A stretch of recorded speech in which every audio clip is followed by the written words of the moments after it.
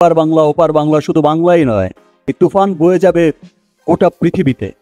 শাকিব খান ব্যস্ত সিনেমায়, অপবিশ্বাস এগিয়ে কথার লড়াইয়ে। কে থামাবে অপবিশ্বাস শবনম বুবলির কথার এই দ্বন্দ্বের লড়াই? বাবা ছেলের এই সম্পর্কটা তো সারা জীবনের।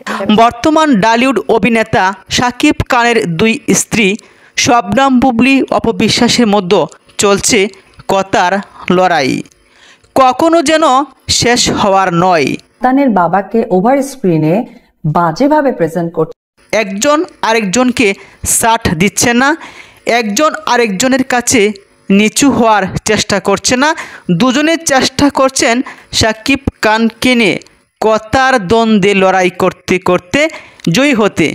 সম্প্রতি পরিচালক মোহাম্মদ ইকবালের সিনেমা থেকে সরে দাঁড়িয়েছেন শবনম বুবলি।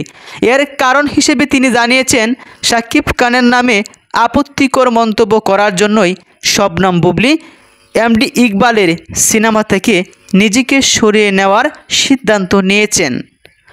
অন্যদিকে বুবলির এই বক্তব্য সামনে আসতেই প্রকাশ্য প্রতিবাদ করেন শাকিব খানের সাবেক স্ত্রী অপবিশ্বাস।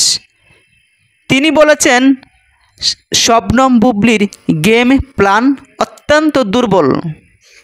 সংবাদ মাধ্যমকে অপবিশ্বাস এর পূর্বেই বলেছিল নিজের সিনেমা থেকে বাদ পড়ে আবার শাকিবকে এখন দেয়াল হিসেবে ব্যবহার করছে। দুর্বল গেম প্ল্যান, সবাই বুঝে গেছে। সিনেমা থেকে বাদ না পড়লে শাকিবের প্রতি এত দরদ দেখানো কোনো বাক্যই হতে পারে না। অপবিশ্বাসের এই কথায় ক্ষিপ্ত হন বুবলি, এমনকি অপুকে ছাগলের 3 নম্বর বাচ্চার সঙ্গে তুলনা করেন তিনি। বলেন, যে নারী আমার নামে এসব বলেছেন তিনি কে?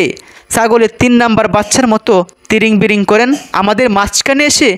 আমাকেও আমার ছেলেকে টেনে আনেন সব জায়গায়, কী সব নোংরা শব্দ ব্যবহার করেন। মুখের থেকে সবসময় দুর্গন্ধজনক শব্দ বের হয় অপবিশ্বাসের, কারণ ভেতরটাও হয়তো তার দুর্গন্ধময়। বুবলি বলেন, উনি নিঃশ্বাসের থেকেও বেশি আমার নামটা নেন। বুবলির নাম নিতে নিতে মানসিক রোগী হয়ে গেছে অপবিশ্বাস। এখানে শবনম বুবলি, শাকিব খান, শাহেদ খান বীর। শাকিব খান বুবলির স্বামী, শাহেদ খান বীর শাকিব খানের সন্তান।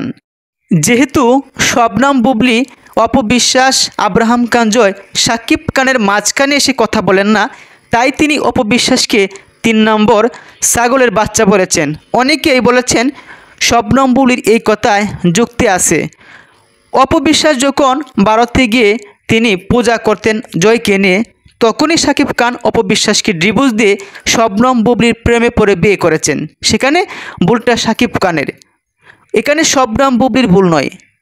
কিন্তু অপবিশ্বাস সবসময় শবনম বুবলিকে সব জায়গায় টেনে আনেন।